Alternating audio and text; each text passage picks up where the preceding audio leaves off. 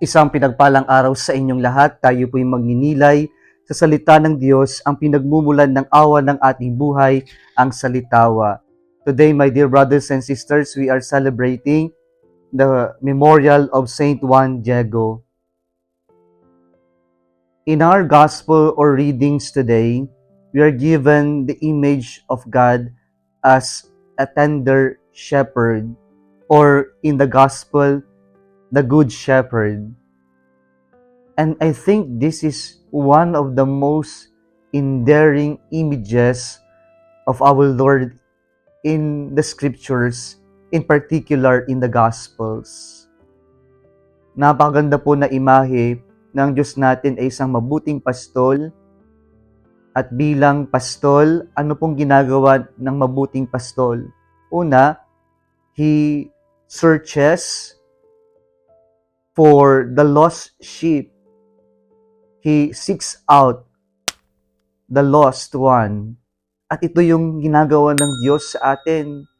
Hindi tayo ang naghahanap sa Diyos, bagkus ang Diyos ang naghahanap sa atin at patuloy naghahanap sa atin upang tayo'y maibalik niya sa Ama, sa kanyang kaharian. Ang mabuting pastol ay hindi lang tayo hinahanap, pero He also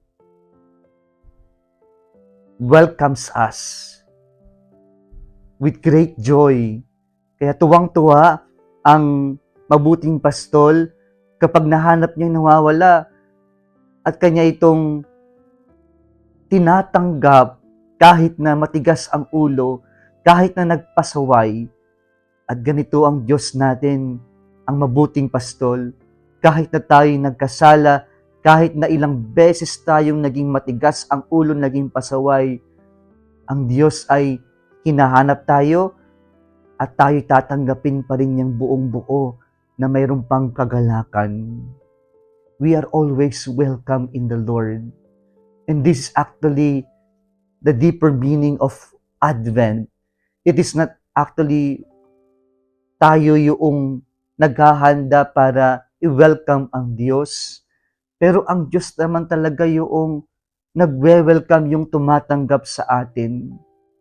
Hinahanda lang natin yung sarili natin na matanggap tayo ng Diyos muli sa ating pagsisisi, sa ating mga kasalanan, pagbabalik loob, at pagbabagong buhay. Kaya tayo hinihintay ng Diyos sa ating muling pagbabalik sa Kanya. Because the Lord waits for us, and He will surely welcome us despite of all the things or the bad things we did in the past. Kung nagustuhan mo ang video na ito, huwag kalimutang mag-like, i-share at mag-subscribe sa Salitaw Facebook page and YouTube channel. Muli isang pinagpalang araw sa inyong lahat.